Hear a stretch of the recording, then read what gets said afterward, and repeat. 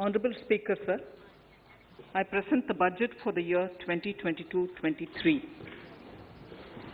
At the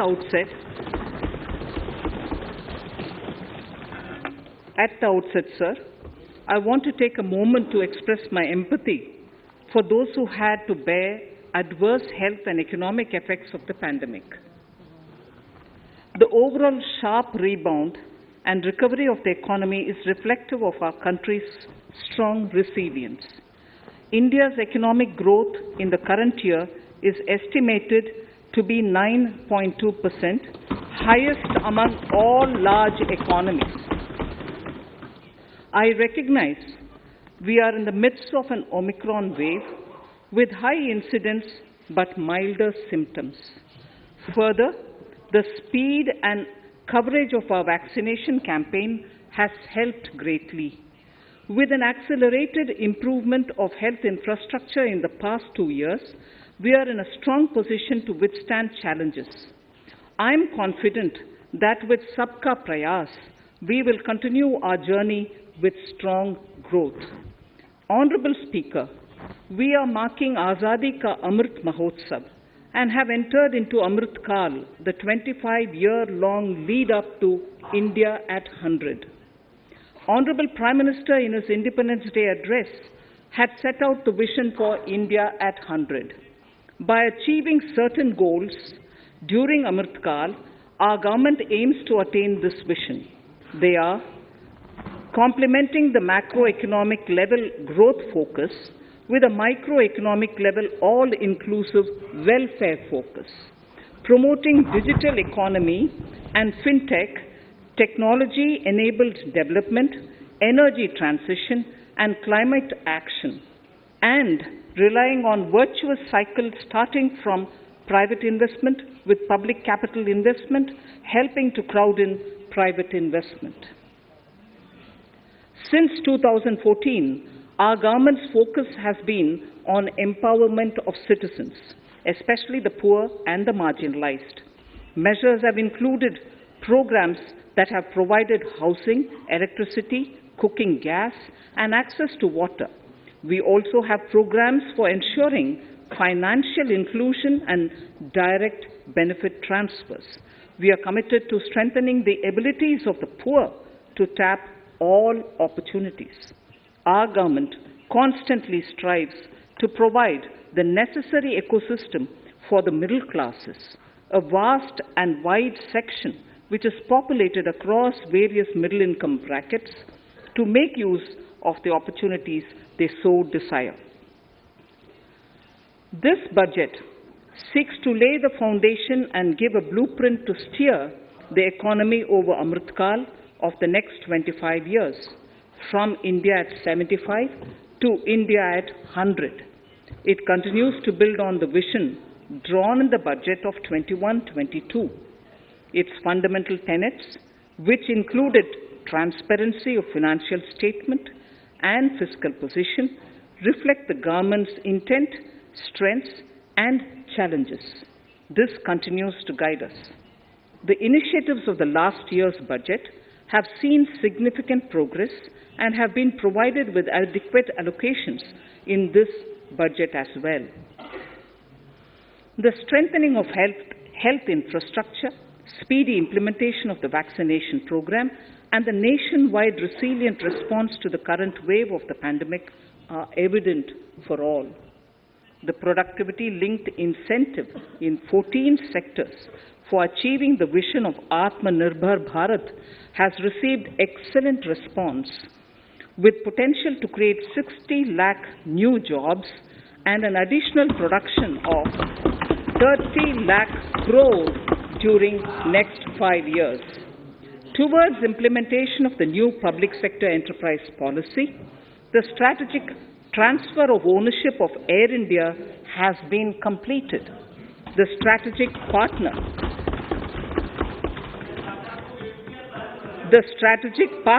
for Neelachal Ispat Nigam Limited has been selected. The public issue of the LIC is expected shortly. Others too are in the process for 2022-23. Please The no, National Bank आपको for पर्याप्त मौका, पर्याप्त अवसर मिलेगा, बेटे बेटे टिप्पणी मत कीजिए। the National Bank for Infrastructure Development and National Asset Reconstruction Company have commenced their activities. Honorable Speaker, sir, Budget 2021-22 had provided a sharp increase in provision for public investment or capital expenditure. Throughout the year, with the Honorable Prime Minister guiding the implementation, our economic recovery is continuing to benefit from the multiplier effect.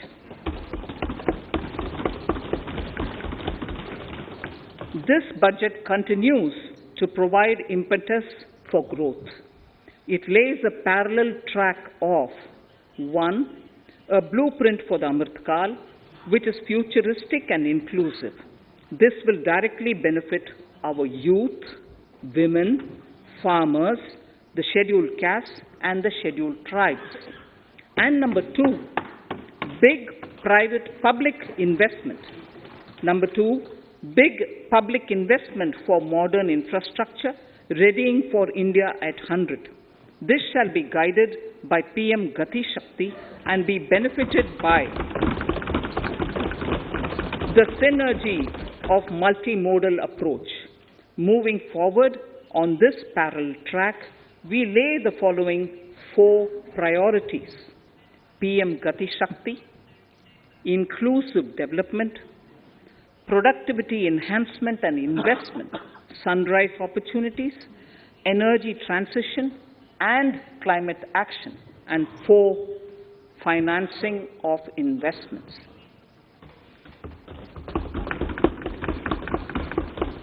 PM Gati Shakti. PM Gati Shakti is a transformative approach for economic growth and sustainable development. The approach is driven by 7 engines, namely roads, railways, airports, ports, mass transport, waterways, and logistics infrastructure. All 7 engines will pull forward the economy in unison. These engines are supported by the complementary roles of energy transmission, IT communication, bulk water and sewerage, and social infrastructure. Finally, the approach is powered by clean energy and Sabka Prayas. The efforts of the central government, the state governments, and the private sector together, leading to a huge job and entrepreneurial opportunities for all, especially the youth. PM Gati Shakti Master Plan, National Master Plan. The scope of PM Gati Shakti National Master Plan will encompass the 7 engines for economic transformation, seamless multimodal connectivity, and logistics efficiency. It will also include the infrastructure development by the state governments as per Gati Shakti Master Plan. The focus will be on planning, financing, including through innovative ways, use of technology, and speedier implementation. The projects pertaining to these 7 engines in the national infrastructure pipeline will be aligned with PM Gati Shakti framework. The touchstone of the master plan will be world-class modern infrastructure and logistics synergy among different modes of movement, both of people and goods, and location of projects. This will help raise the productivity and accelerate economic growth and development. Road transport. PM Gati Shakti Master Plan for expressways will be formulated in 22-23 to facilitate faster movement of people and goods. The National Highways network will be expanded by 25,000 kilometers in 2022-23. 20,000 crores of rupees will be mobilized through innovative ways of financing to complement the public resources. The data exchange among all mode operators will be brought on unified logistics interface platform, designed for application programming interface. This will provide for efficient movement of goods through different modes, reducing logistics cost and time, assisting just-in-time inventory management, and in eliminating tedious documentation. Most importantly, This will provide real-time information to all stakeholders and improve international competitiveness. Open source mobility stack for organizing seamless travel of passengers will also be facilitated. Contracts for implementation of multimodal logistic parks at 4 locations through PPP mode will be awarded in 22-23. Railways will develop new products and efficient logistic services for small farmers and small and medium enterprises, besides taking the lead in integration of postal and railways network to provide seamless solutions for movement of parcels. One station, one product concept will be popularized to help local businesses and supply chains. As a part of Atmanirbhar Bharat, 2,000 kilometers of network will be brought under Kavach, the indigenous world-class technology for safety and capacity augmentation in 2022-23. 400 new generation Vande Bharat trains will better energy efficiency and passenger riding experience will be developed and manufactured during the next 3 years. 100 PM Gati Shakti cargo terminals for multimodal logistics facilities will be developed during the next 3 years. Innovative ways of financing and faster implementation will be encouraged for building metro systems of appropriate type at scale. Multimodal connectivity between mass urban transport and railway stations will be facilitated on priority. Design of metro systems, including civil structures, will be reoriented and standardized for Indian conditions and needs. Parvat Mala, as a preferred ecologically sustainable alternative to conventional roads in difficult hilly areas, National Ropeways Development Program will be taken up on PPP mode. The aim is to improve connectivity and convenience for commuters, besides promoting tourism. This may also cover congested urban areas where conventional mass transit system is not feasible. Contracts for 8 such ropeway projects for a length of 60 kilometers will be awarded in 22-23. With technical support from the Capacity Building Commission, central ministries, state governments, and their infra agencies will have their skills upgraded.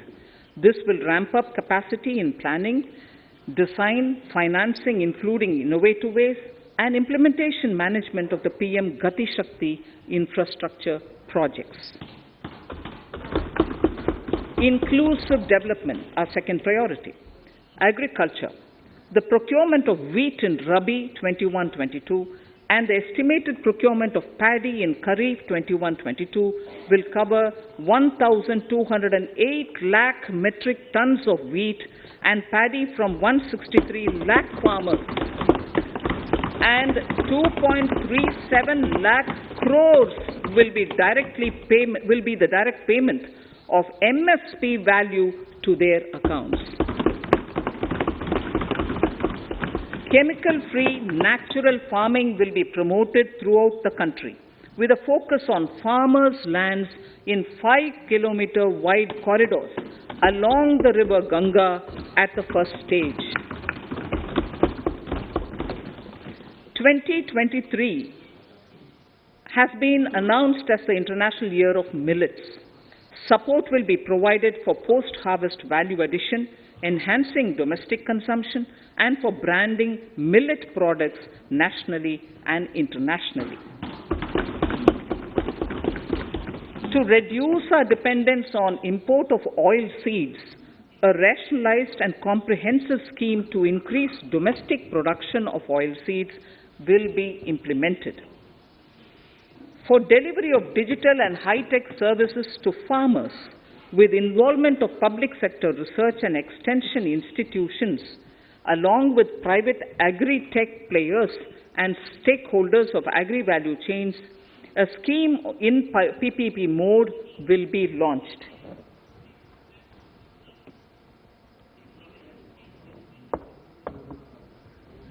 Use of Kisan drones will be promoted for crop assessment, digitization of land records, spraying of insecticides and nutrients.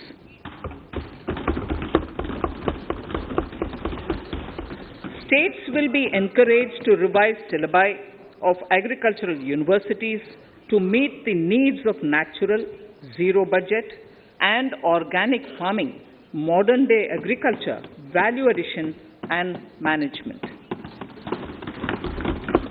A fund with blended capital raised under the co-investment model will be facilitated through the NABARD.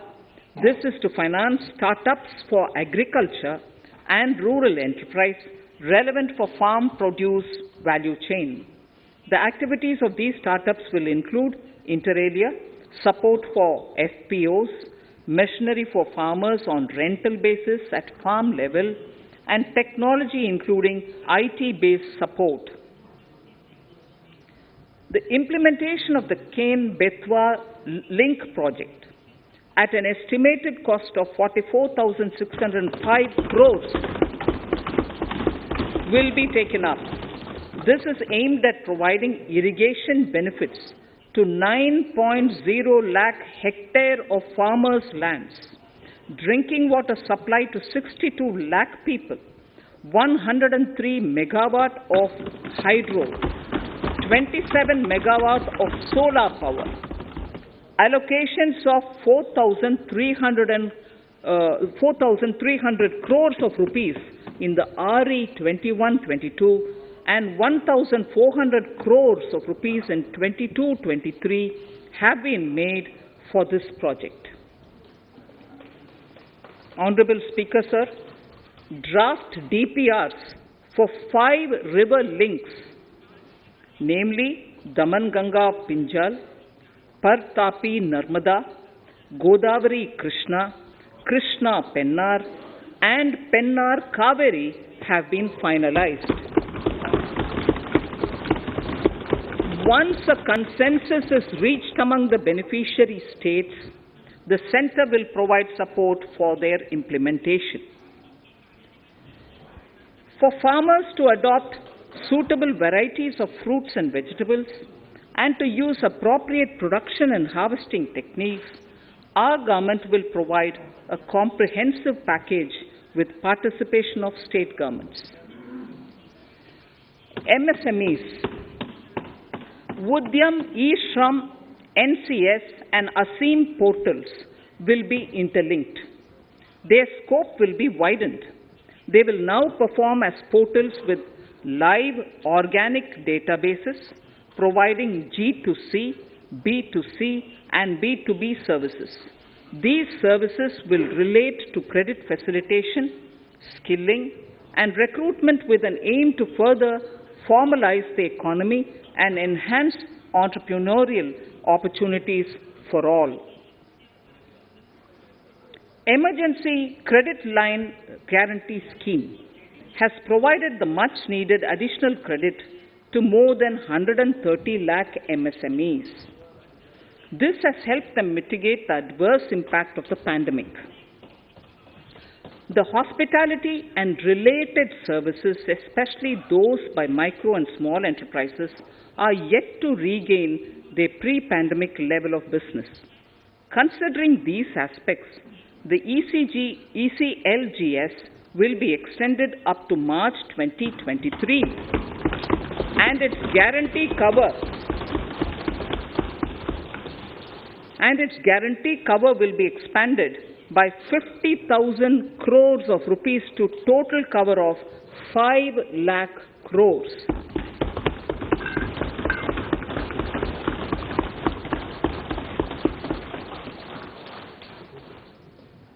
With the additional amount being earmarked exclusively for the hospitality and related sectors. Credit Guarantee Trust for Micro and Small Enterprises, CGTMSE, Scheme will be revamped with required infusion of funds. This will facilitate additional credit of 2 lakh crore for micro and small enterprises and expand employment opportunities.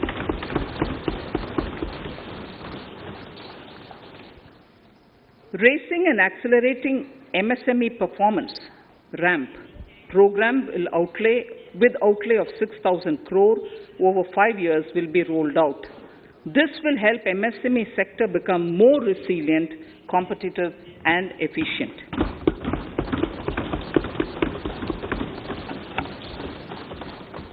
Skilling programs and partnership with the industry will be reoriented to promote continuous skilling avenues, sustainability, and employability.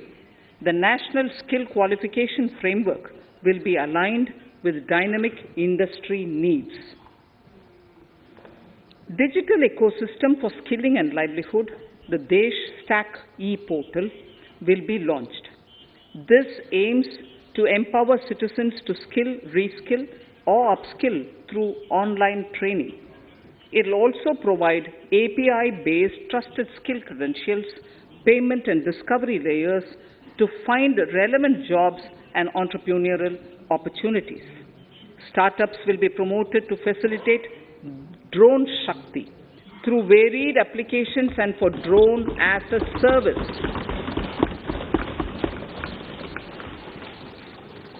In select ITIs in all states, the required courses for skilling will be started.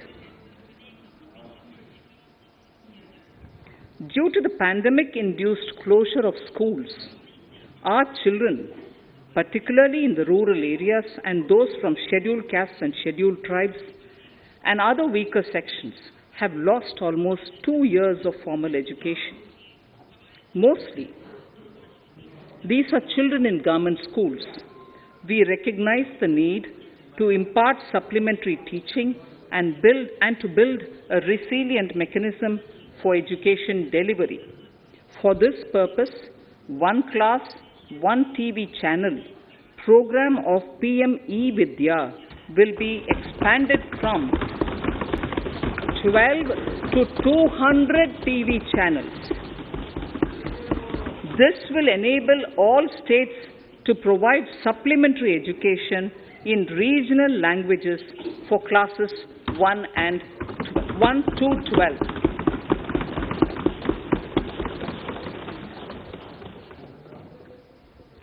High-quality e-content in all spoken languages will be developed for delivery via internet, mobile phones, TV, and through radio and through digital teachers. A competitive mechanism for development of quality e-content by the teachers will be set up to empower and equip them with digital tools of teaching and facilitate better learning outcomes. A digital university will be established to provide access to students across the country for world-class quality universal education with personalized learning experience at their doorsteps. This will be made available in different Indian languages and ICT formats. The university will be built on a networked hub and spoke model, with the hub building cutting-edge ICT expertise. The best public universities and institutions in the country will collaborate as a network of hub and spoke. An open platform for the national digital health ecosystem will be rolled out. It will consist of digital registries of health providers and health facilities, unique health identity, consent framework, and universal access to health facilities. The pandemic has accentuated mental health problems in people of all ages. To better the access to quality mental health counseling and care services, a national Tele mental health program will be launched. This will include a network of 23 Tele mental health centers of excellence with NIMHANS, being the nodal center, and International Institute of Information Technology, Bangalore, IIIT Bangalore, providing technology support. Recognizing the importance of Nari Shakti as a harbinger of our bright future and for women-led development, during the Amrit Kal, our government has comprehensively revamped the schemes of the Ministry of Women and Child Development. Accordingly, 3 schemes, namely Mission Shakti, Mission Vatsalya, Saksham Anganwadi and Poshan 2.0 were launched recently to provide integrated benefits to women and children. Saksham Anganwadis are a new generation Anganwadis that have better infrastructure and audio-visual aids, powered by clean energy and providing improved environment for early childhood development. 2 lakh Anganwadis will be upgraded under this scheme. Current coverage of Har Ghar Nal Se Jal is 8.7 crores.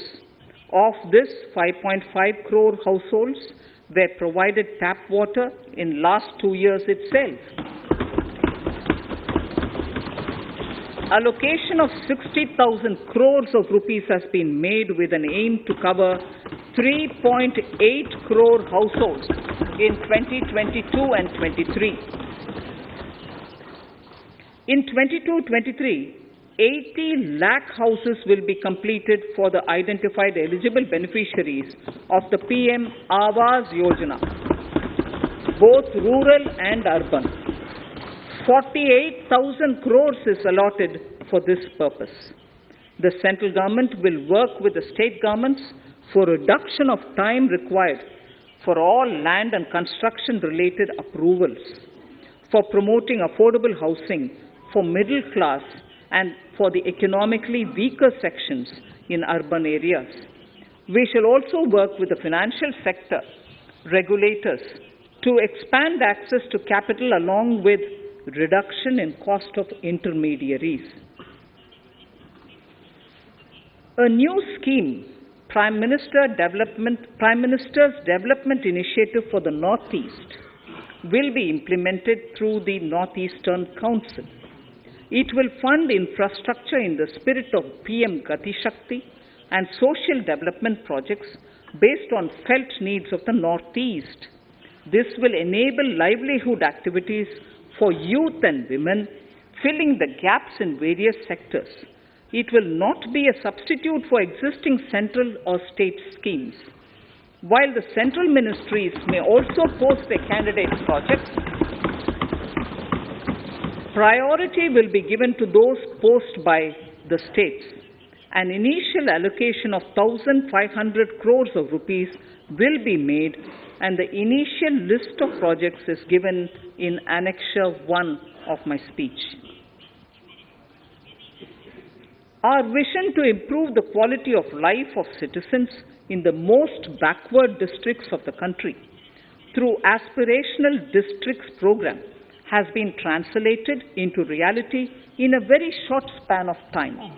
95% of those 112 districts have made significant progress in key sectors such as health, nutrition, financial inclusion, and basic infrastructure.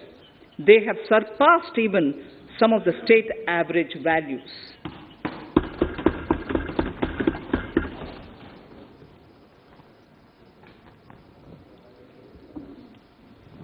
However, in those districts, some blocks continue to lag. In 22-23, the program will focus on such blocks in those districts. Border villages with sparse population, limited connectivity, and infrastructure often get left out from the development gains. Such villages on the northern border will be covered under a new Vibrant Villages program. The activities will include construction of village infrastructure, housing, tourist centers, road connectivity, provisioning of decentralized renewable energy, direct-to-home access for Doordarshan and educational channels, and support for their livelihood generation. Additional funding for these activities will be provided. Existing schemes will be converged. We will define their outcomes and monitor them on a constant basis.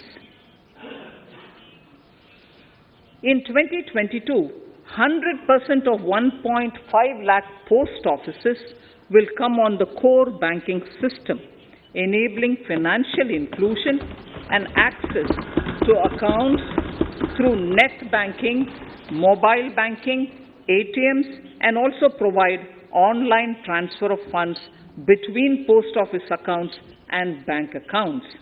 This will be helpful especially for farmers and senior citizens in rural areas, enabling interoperability and financial inclusion. Honorable Speaker, sir, in recent years, digital banking, digital payments, and fintech innovations have grown at a rapid pace in the country. Government is continuously encouraging these sectors to ensure that the benefits of digital banking reach every nook and corner of the country in a consumer-friendly manner. Taking forward this agenda and to mark 75 years of our independence, it is proposed to set up 75 digital banking units in 75 districts of the country by scheduled commercial banks. The financial support for digital payment ecosystem announced in the previous budget will continue in 22-23 as well. This will encourage further adoption of digital payments. There will also be a focus to promote use of payment platforms that are economical and user-friendly. Sir, I move to the next priority. In recent years, over 25,000 compliances were reduced and nearly 1,500 union laws were repealed. This is the result of our government's strong commitment for minimum government and maximum governance. 1,486 union laws were repealed. Our trust in the public and ease of doing business is what is highlighted here, sir. For the Amrit Kal, the next phase of ease of doing business 2.0 and ease of living will be launched. In our endeavor to improve productive efficiency of capital and human resources, we will follow the idea of trust-based governance.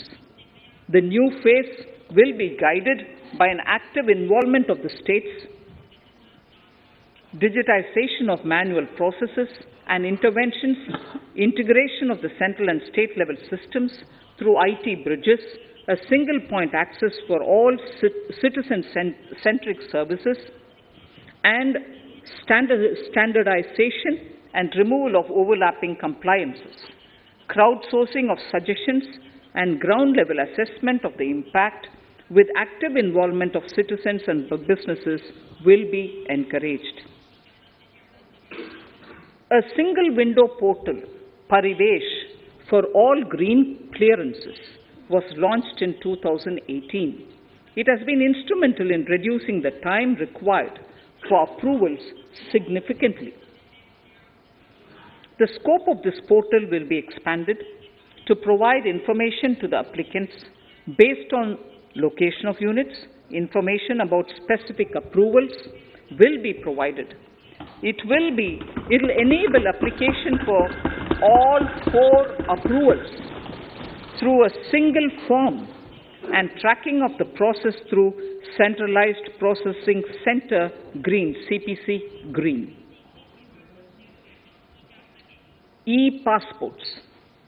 The issuance of e-passports using embedded chip and futuristic technology will be rolled out in 22-23 to enhance the convenience for the citizens in their overseas travel.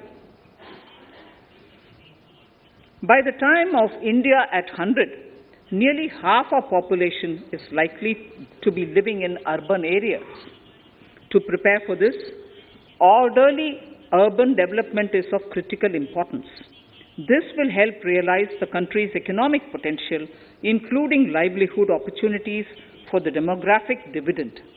For this, on the one hand, we need to nurture the megacities and their hinterlands to become current centers of economic growth. On the other, we need to facilitate Tier 2 and Tier 3 cities to take on the mantle in the future. This would require us to reimagine our cities into centers of sustainable living with opportunities for all, including women and our youth. For this to happen, urban planning cannot continue with a business-as-usual approach. We plan to steer a paradigm change. A high-level committee of reputed urban planners, urban economists, and institutions will be formed to make recommendations on urban sector policies, capacity building, planning, implementation, and governance. For urban capacity building, support will be provided to the states. Modernization of building bylaws, town planning schemes, transit-oriented development will be implemented. This will facilitate reforms for people to live and work closer to the mass transit systems. The central government's financial support for mass transit projects and Amrit scheme will be leveraged for formulation of action plans and their implementation for facilitating the TOD and TPS by the states. For developing India-specific knowledge in urban planning and design, and to deliver certified training in these areas, up to 5 existing academic institutions in different regions will be designated as centers of excellence. These centers will be provided endowment fund of 250 crore each. In addition, the AICTE will take the lead to improve syllabi, quality and access of urban planning courses in other institutions. We will promote a shift to use of public transport in urban areas. This will be complemented by clean tech and governance solutions, special mobility zones with zero fossil fuel policy and EV vehicles. Battery swapping policy. Considering the constraint of space in urban areas, for setting up charging stations at scale, a battery swapping policy will be brought out and interoperability standards will be formulated.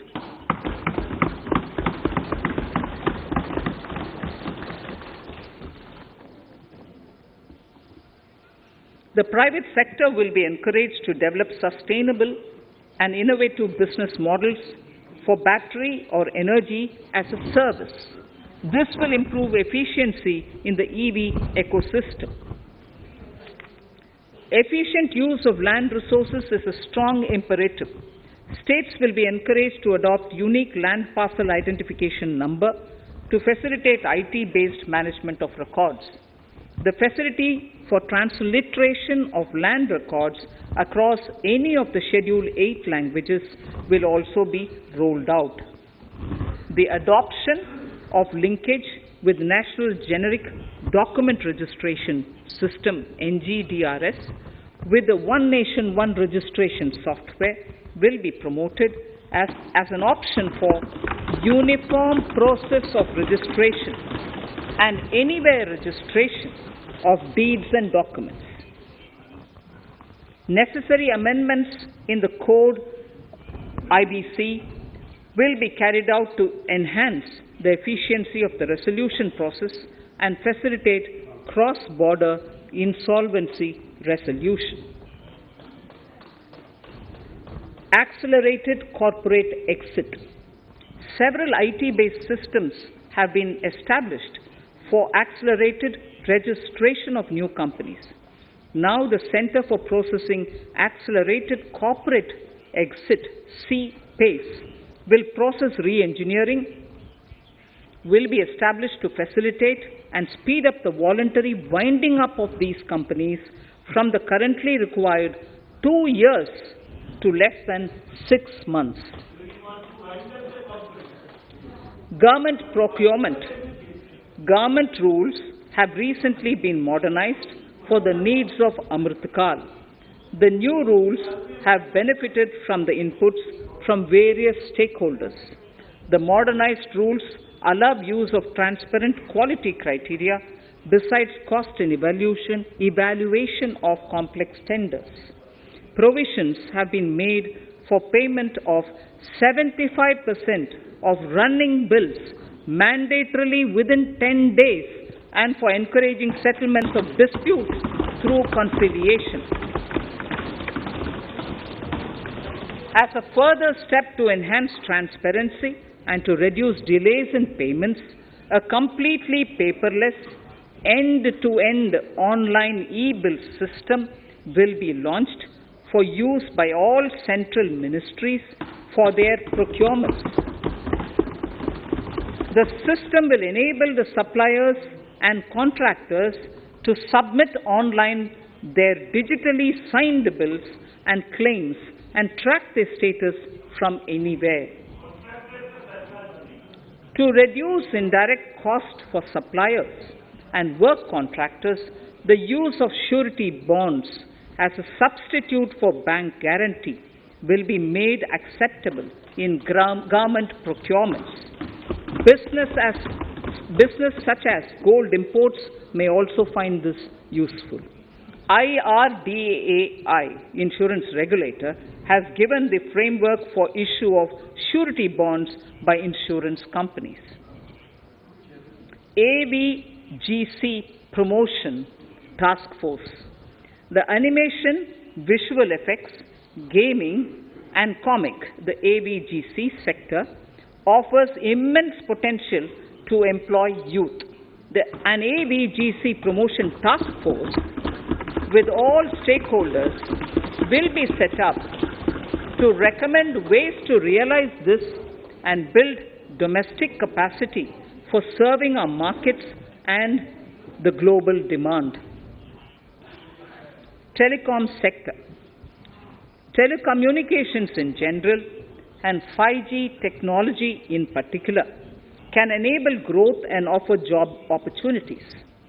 Required spectrum auctions will be conducted in 2022 to facilitate rollout of 5G mobile services within 2022-23 by private telecom providers. A scheme for design-led manufacturing will be launched to build a strong ecosystem for 5G as part of the production-linked incentive scheme. To enable affordable broadband and mobile service proliferation in rural and remote areas, 5% of annual collections under the Universal Service Obligation Fund will be allocated. This will promote R&D and commercialization of technologies and solutions. Our vision is that all villages and their residents should have the same access to e-services, communication facilities, and digital resources as urban areas and their residents. The contracts for laying optical fiber in all villages, including remote areas, will be awarded under the BharatNet project through PPP in 22 and 23. Completion is expected in 2025. Measures will be taken to enable better and more efficient use of the optical fiber. Export promotion.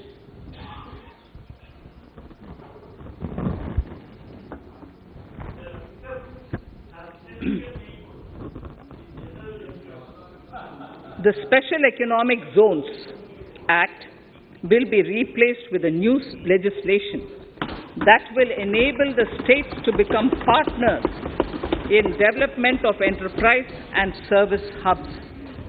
This will cover all large existing and new industrial enclaves to optimally utilize available infrastructure and enhance competitiveness of exports. Atmanirbharta in defense. Our government is committed to reducing imports and promoting Atmanirbharta in equipment for the armed forces.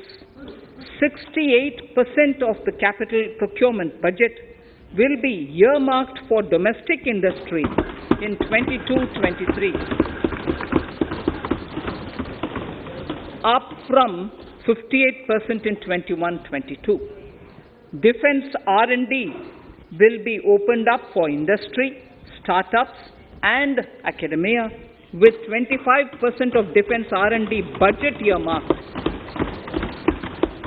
Private industry will be encouraged to take up design and development of military platforms and equipment in collaboration with DRDO and other organizations through SPV model. An independent nodal umbrella body will be set up for meeting wide-ranging testing and certification requirements. Artificial intelligence, geospatial systems and drones, semiconductor and its ecosystem, space economy, genomics and pharmaceuticals, green energy and clean mobility systems have immense potential to assist sustainable development at scale and modernize the country. They provide employment opportunities for our youth and make Indian industry more efficient and competitive. Supportive policies, light touch regulations, facilitative actions to build domestic capacities and promotion of research and development will guide the government's approach. For R&D in the sunrise opportunities, in addition to efforts of collaboration among academia, industry and public institutions, government contribution will be provided. Energy transition and climate change. The risks of climate change are the strongest negative externalities that affect India and other countries. As Honorable Prime Minister said at the COP26 summit in Glasgow last November, and I quote, "What is needed today is mindful and deliberate utilization instead of mindless, destructive consumption," unquote. The low carbon development strategy, as enunciated in the Panchamrit that he announced is an important reflection of our government's strong commitment towards sustainable development. The strategy opens up huge employment opportunities and will take the country on a sustainable development path. This budget proposes several near-term and long-term actions accordingly. Solar power. To facilitate domestic manufacturing for the ambitious goal of 280 gigawatts of installed solar capacity by 2030, an additional allocation of 19,500 crores for PLI, production-linked incentive, for manufacturing of high-efficiency modules with priority to fully integrate manufacturing units from polysilicon to solar PV modules will be made. Honorable Speaker, sir, the circular economy transition is expected to help in productivity enhancement as well as creating large opportunities for new businesses and jobs. The action plans for 10 sectors such as electronic waste, end-of-life vehicles, used oil waste, toxic and hazardous industrial waste are already ready. The focus will now be on addressing important cross-cutting issues of infrastructure, reverse logistics, technology upgradation, and integration with informal sector. This will be supported by active public policies covering regulations, extended producers' responsibilities, framework, and innovation facilities. 5 to 7% biomass pellets will be co-fired in thermal power plants, resulting in carbon dioxide savings of 38 MMT annually. This will also provide extra income to farmers and job opportunities to locals and help avoid stubble burning in agricultural fields. Saving energy is an important aspect of the energy management. Hence, energy efficiency and savings measures will be promoted. This will be done in large commercial buildings through the energy service company business model. It will facilitate capacity building and awareness for energy audits, performance contracts, and common measurement of and verification protocol. 4 pilot projects for coal gasification and conversion of coal into chemicals required for the industry will be set up to evolve technical and financial viability. The policies and required legislative changes to promote agroforestry and private forestry will be brought in. In addition, financial support will be provided to farmers belonging to scheduled castes and scheduled tribes who want to take up agroforestry. Honorable Speaker, I now move to the 4th priority, financing of investments. Capital investment holds the key to speedy and sustainable economic revival and consolidation through its multiplier effect. Capital investment also helps in creating employment opportunities, induced enhanced demand for manufactured input from large industries and MSMEs, services from professionals, and help farmers through better agri-infrastructure.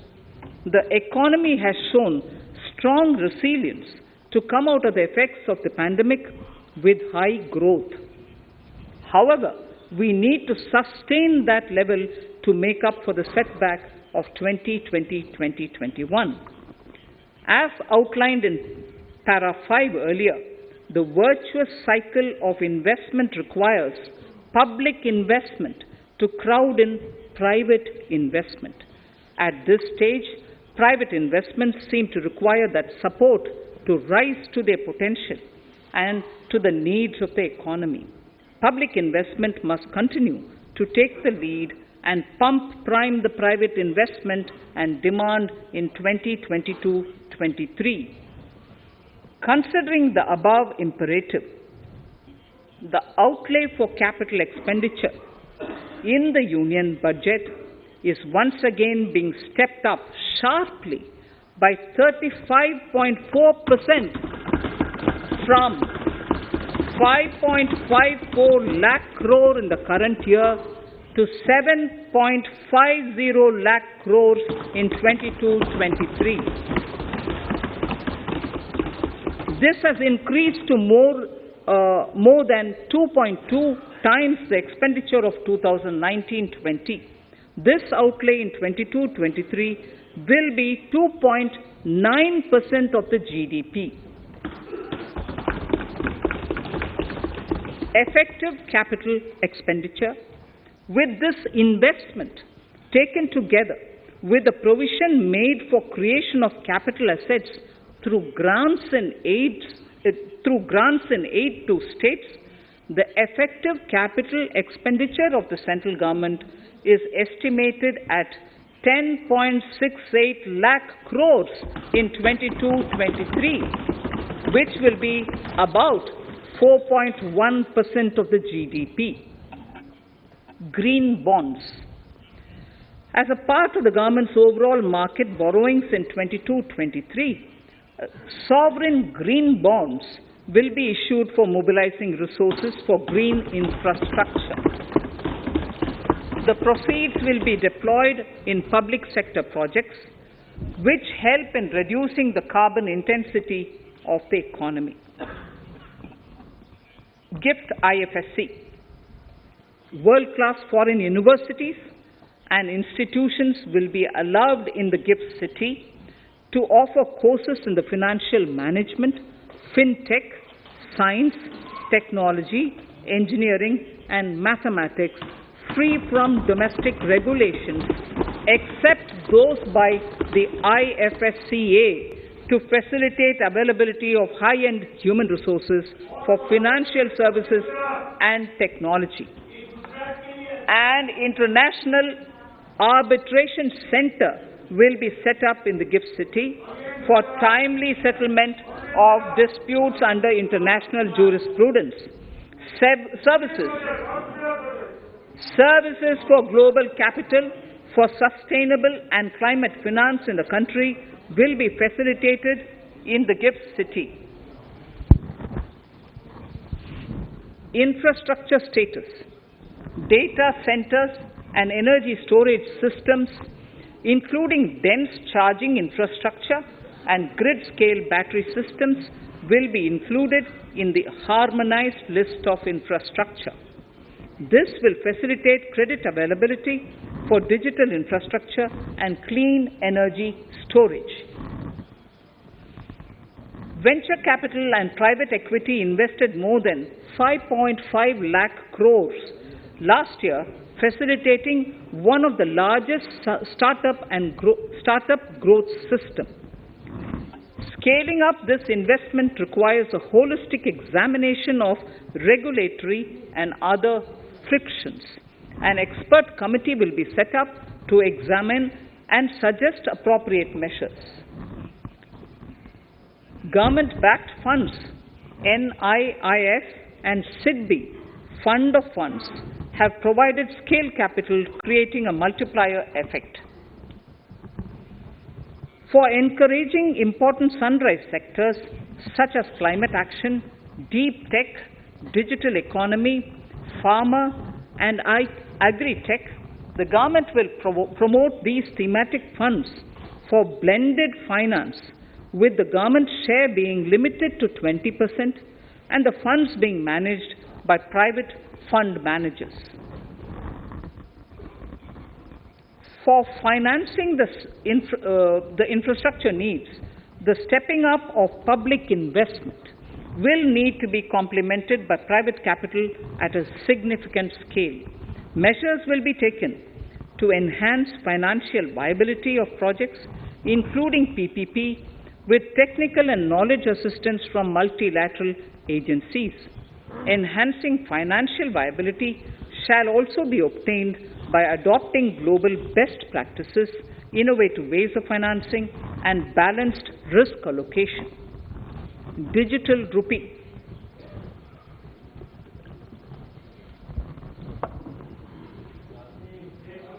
Introduction of a central bank digital currency will give a big boost to digital economy. Digital currency will also lead to a more efficient and cheaper currency management system. It is therefore proposed to introduce digital rupee using blockchain and other technologies to be issued by the Reserve Bank of India starting 2022 and 23. Financial assistance to states for capital investment. Reflecting the true spirit of cooperative federalism, the central government is committed to bolstering the hands of the states in enhancing their capital investment towards creating productive assets and generating remunerative employment. The scheme for financial assistance to states for capital investment has been extremely well received by the states. In deference to the requests received during my meeting with the chief ministers and state finance ministers, the outlay for this scheme is being enhanced from 10,000 crores in the budget estimates to 15,000 crores in the revised estimates for the current year.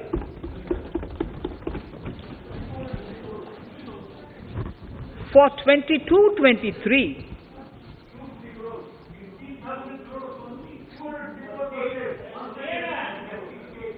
I'll repeat that sentence for the benefit of many of our honorable members.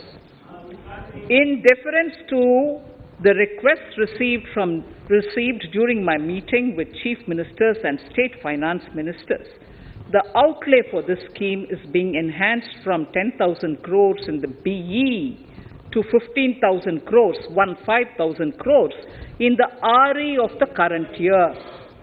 For 22-23, the allocation is 1 lakh crores to assist the states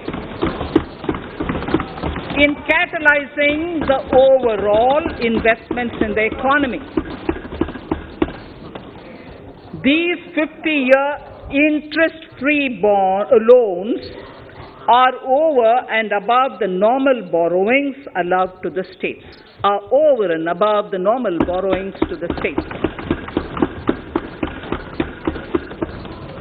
This allocation will be used for PM Gati Shakti related and other productive capital investments of the states.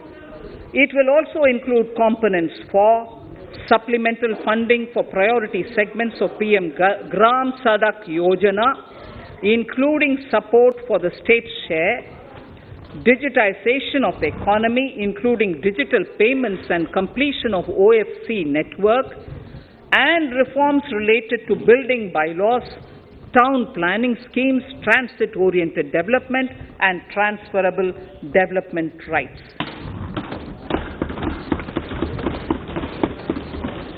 In 22-23, in accordance with the recommendations of the 15th Finance Commission, the states will be allowed a fiscal deficit of 4% of the GSDP, of which 0.5% will be tied to power sector reforms, for which the conditions have already been communicated in 21-22. Fiscal management. As against a total expenditure of 34.83 lakh crores of rupees projected in the BE 21-22, the revised estimate is 37.70 lakh crores. The revised estimate of capital expenditure is 6.3 lakh crores of rupees. This includes an amount of 51,971 crores towards settlement of outstanding guaranteed liabilities of Air India and its other sundry commitments. Coming to the budget estimates, Honourable Speaker, sir, the total expenditure in 22-23 is estimated at 39.45 lakh crores, while the total receipts other than borrowings are estimated at 22.84 lakh crores of rupees.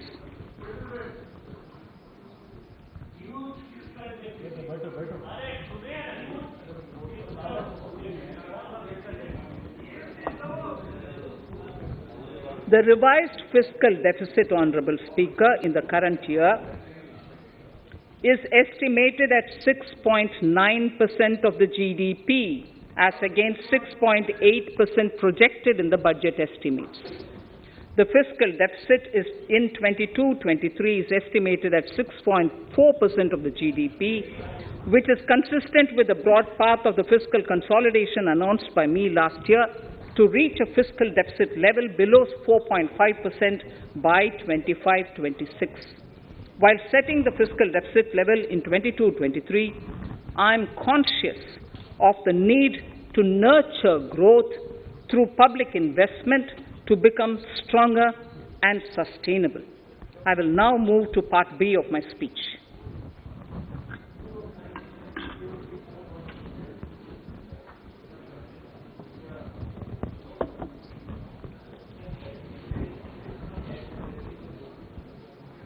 Direct tax. Honourable Speaker, sir, I take this opportunity to thank all the taxpayers of our country who have contributed immensely and strengthened the hands of the government in helping their fellow citizens in this hour of need. So I have brought in a little verse from the Mahabharata. I wouldn't spend more time reading because I would like the speech to get enough time. However, the substance of it is the king must make arrangements for Yogakshema, which is the welfare of the populace, by way of abandoning any laxity and by governing the state in line with Dharma, along with collecting taxes which are in consonance with Dharma. This is Mahabharata Shanti Parva Adhyaya, Shloka 11 from 72. Drawing wisdom from our ancient texts, we continue on the path to progress. The proposals in this budget, while continuing with our declared policy of stable and predictable tax regime, intend to bring more reforms that will take ahead our vision to establish a trustworthy tax regime. This will further simplify the tax system, promote voluntary compliance by taxpayers, and reduce litigation. Introducing new updated return. India is growing at an accelerated pace and people are undertaking multiple financial transactions. The Income Tax Department has established a robust framework of reporting of taxpayers' transactions. In this context, some taxpayers may realize that they have committed omissions or mistakes in correctly estimating their income for tax payment. To provide an opportunity to correct such errors, I am proposing a new provision permitting taxpayers to file an updated return on payment of additional tax. This updated return can be filed within 2 years from the end of the relevant assessment year.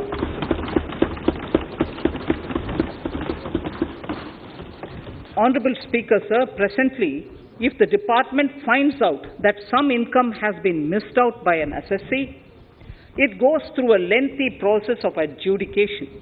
Instead, with this proposal now, there will be a trust repost in the taxpayers that will enable the assessee herself to declare the income that she may have missed out earlier while filing her return. Full details of the proposal are given in the finance bill. It is an affirmative step in the direction of voluntary compliance.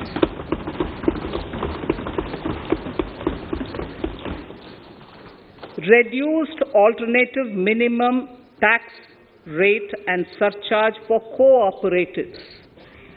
Currently, cooperative societies are required to pay alternate minimum tax at the rate of 18 and 1.5%. However, companies pay the same rate, the same, which is the alternate minimum tax, at the rate of 15%. To provide a level playing field between cooperative societies and companies, I propose to reduce this rate for the cooperative societies also to 15%. Honorable Speaker, sir, I also propose to reduce the surcharge on cooperative societies from the present 12% to 7% for those having total income of more than 1 crore and up to 10 crores. This would help in enhancing income of cooperative societies and its members who are mostly from the rural and from farming communities. Tax relief to persons with disability. The parent or guardian of a differently abled person can take an insurance scheme for such person. The present law provides for deduction to the parent or guardian only if the lump sum payment or annuity is available to the differently abled person on the death of the subscriber, that is the parent or the guardian. There could be situations where the differently abled dependent may need payment of annuity or lump sum amount even during the lifetime of their parent or guardian. I propose thus to allow the payment of annuity and lump sum amount to the differently abled dependent during the lifetime of the parent and guardians, that is parent or guardians, attaining the age of 60 years. Parity between employees of the state and central governments. At present, the central government contributes 14% of the salary of its employee to the National Pension System, NPS, Tier 1. This is allowed as a deduction in computing the income of the employee. However, such deduction is allowed only to the extent of 10% of the salary in case of employees of the state governments. To provide equal treatment to both central and state government employees, I propose to increase the tax deduction limit from 10% to 14% on employers' contribution to the MPS account of state government employees as well. This would help in enhancing the social security benefits of the state government employees and bring them at par with central government employees. Incentives for startups. Startups have emerged as drivers of growth for our economy. Over the past few years, the country has seen a manifold increase in successful startups. Eligible startups established before 31/3/2022 had been provided a tax incentive for 3 consecutive years out of the 10 years from incorporation. In view of the COVID pandemic, I propose to extend the period of incorporation of the eligible startup by 1 more year, that is, up to 31/3/2023, for providing such tax incentives.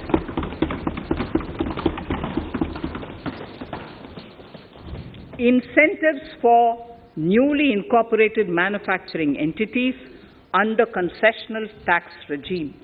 In an effort to establish a global competitive business environment for certain domestic companies, a concessional tax regime of 15% was introduced by our government for newly incorporated domestic manufacturing companies. I propose to extend the last date for commencement of manufacturing or production under Section 115B(ab) by 1 more year, that is from 31st March 2023 to 31st March 2024.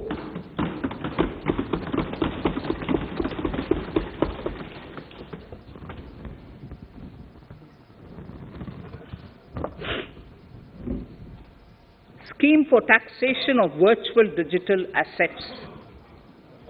There has been a phenomenal increase in transaction in virtual digital assets. The magnitude and frequency of these transactions have made it imperative to provide for a specific tax regime. Accordingly, for the taxation of virtual digital assets, I propose to provide that any income from transfer of any virtual digital asset shall be taxed at the rate of 30%, 30%. No deduction in respect of any expenditure or allowance shall be allowed while computing such income except cost of acquisition.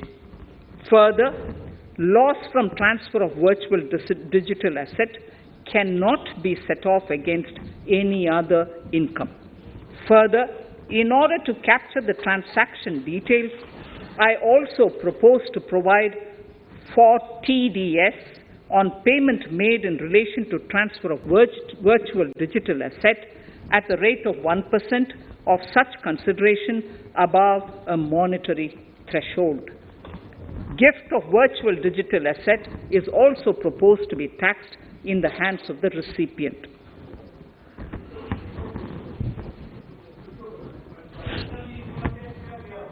Litigation management to avoid repetitive appeals by the department.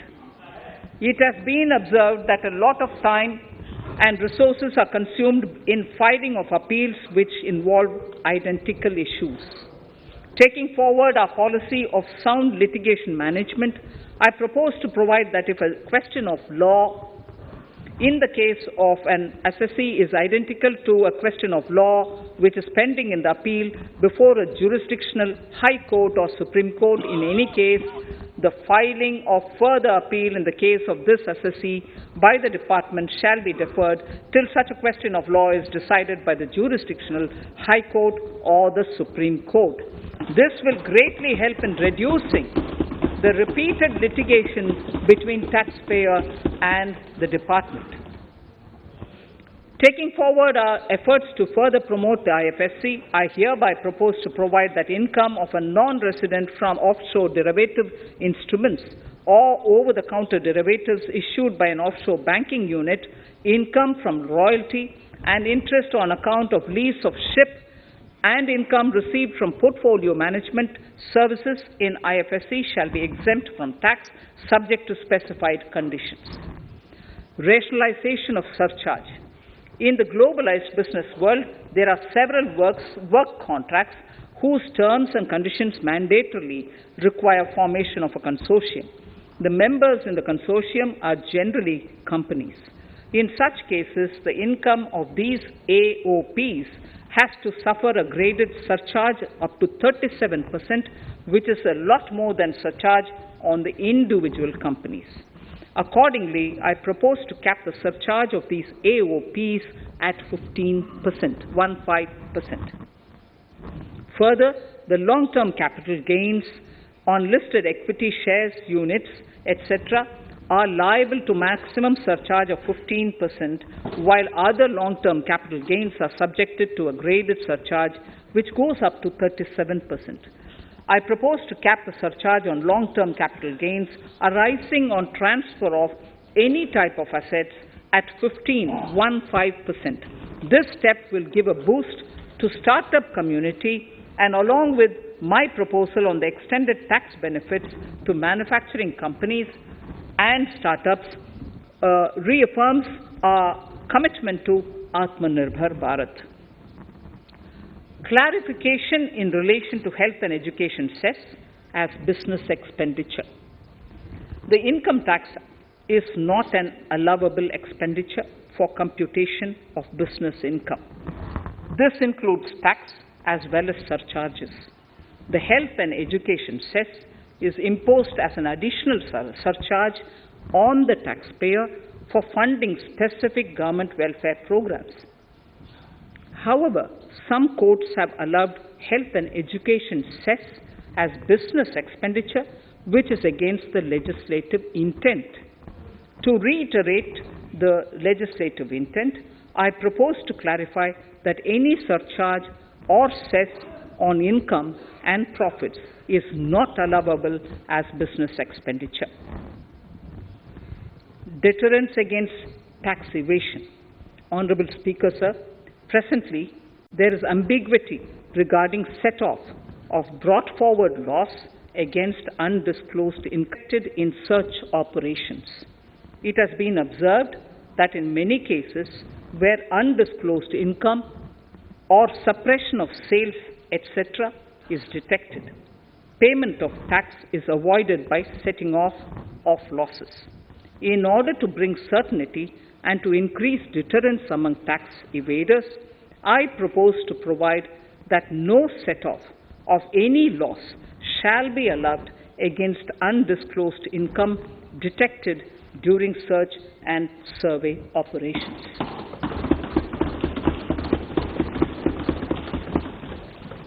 It has been noticed that as a business promotion strategy, there is a tendency on businesses to pass on benefits to their agents.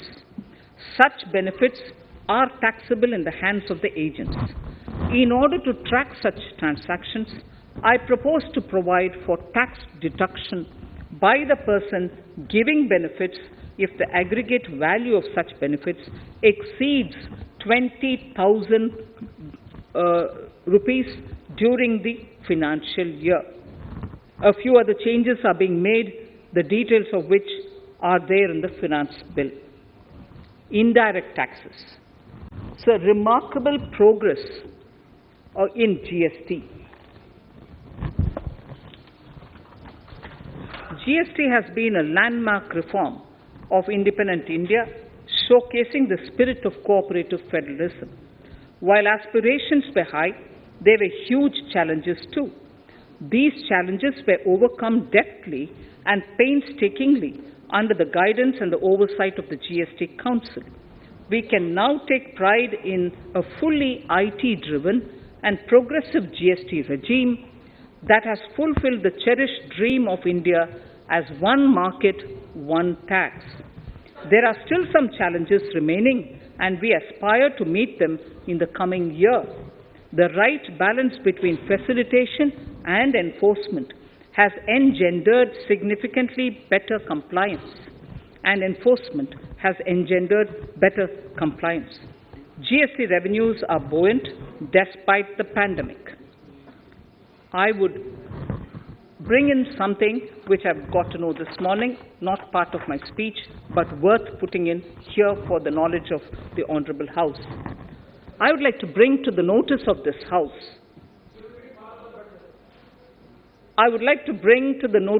House that the gross GST collections for the month of January 22 are rupees 1,40,986 crores, which is the highest since the inception of GST. This has been possible due to rapid economic growth, recovery, post-COVID,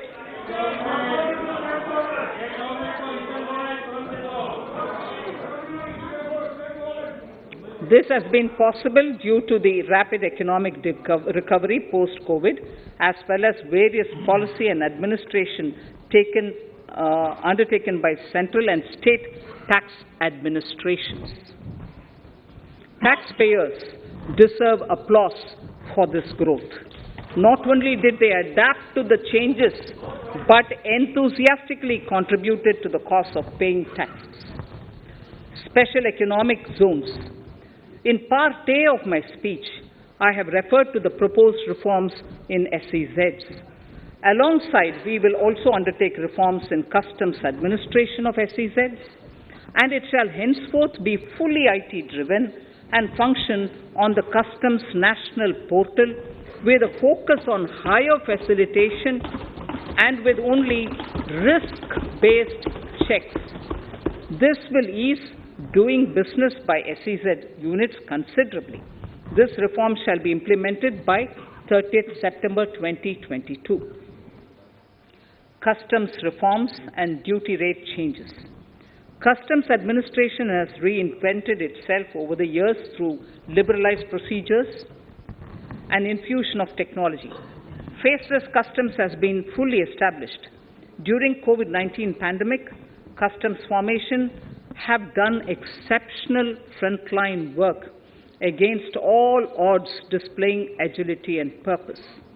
Customs reforms have played a very vital role in domestic capacity creation, providing level playing field to our MSMEs, easing the raw material supply side constraints, enhancing ease of doing business, and being an enabler to other policy initiatives such as PLI and phased manufacturing plans.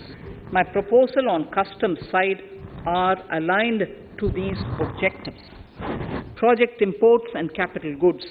National Capital Goods Policy 2016 aims at doubling the production of capital goods by 2025. This would create employment opportunities and result in increased economic activity. However, several duty exemptions, even extending to over 3 decades, in some cases have been granted to capital goods for various sectors like power, fertilizer, textiles, leather footwear, food processing, and fertilizers. These exemptions have hindered the growth of the domestic capital goods sector. Similarly, project import duty concessions have also deprived the local producers of a level playing field in areas like coal mining projects, power generation, transmission or distribution projects, railway and metro projects. Our experience suggests that reasonable tariffs are conducive to the growth of domestic industry and make in India without significantly impacting the cost of essential imports. Accordingly, Honourable Speaker, Sir, it is proposed to phase out the concessional rates in capital goods and project imports gradually and apply a moderate tariff of 7.5%. Certain exemptions for advanced machineries that are not manufactured within the country shall continue. A few exemptions are being introduced on inputs like specialized castings, ball screw, and linear motion guide to encourage domestic manufacturing of capital goods. In the last two budgets, we have rationalized several customs exemptions. We have once again carried out an extensive consultation, including by crowdsourcing.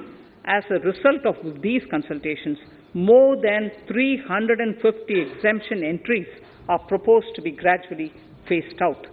These include exemptions on certain agricultural produce,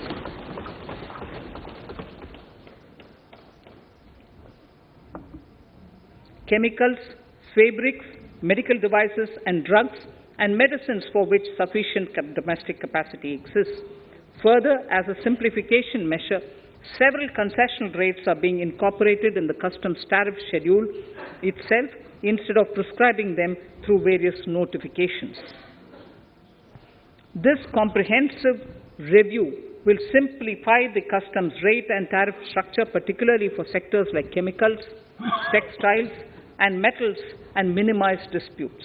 Removal of exemption on items which are or can be manufactured in India and providing concessional duties on raw material that go into manufacturing of intermediate products will go many a step forward in achieving our objective of Make in India and Atmanirbhar Bharat.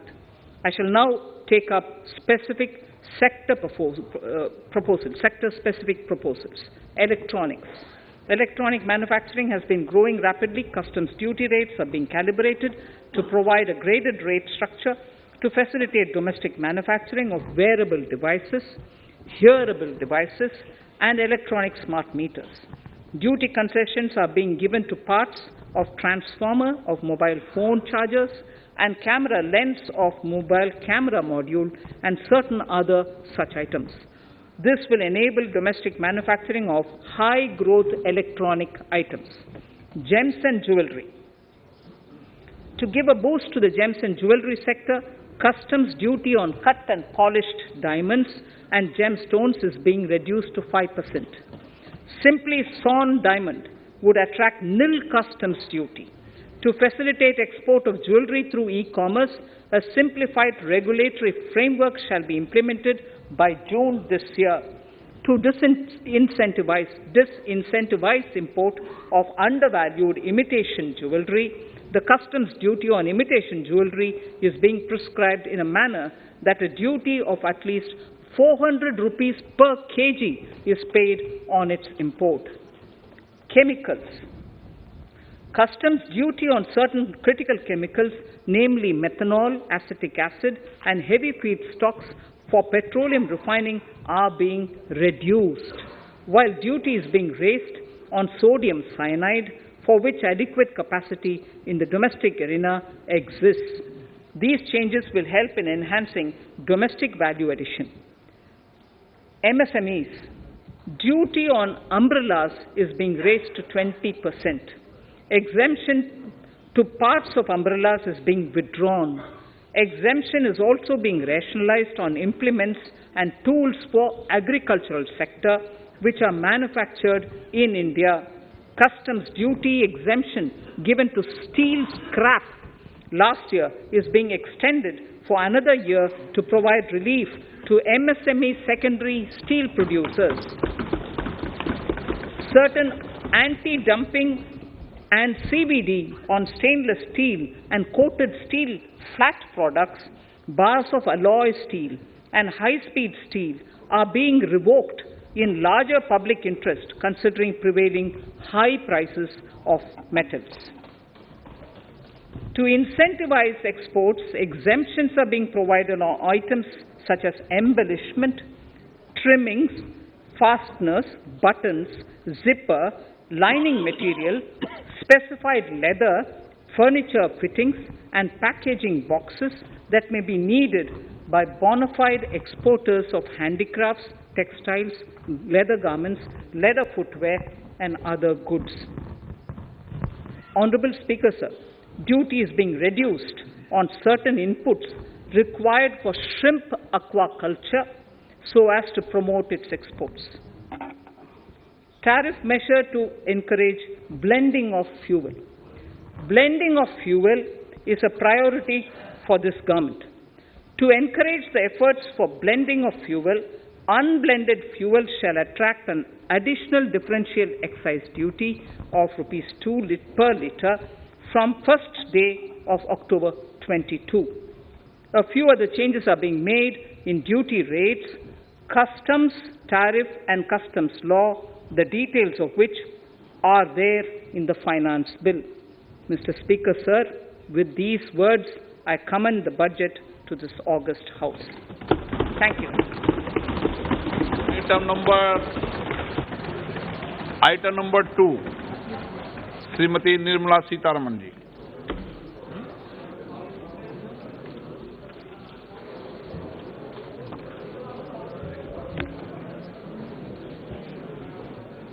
Sir, with your permission, I rise to lay on the table the following statements under Section 3(1) of the Fiscal Responsibility and Budget Management FRBM Act 2003, Medium-Term Fiscal Policy cum Fiscal Policy Strategy Statement and Macroeconomic Framework Statement.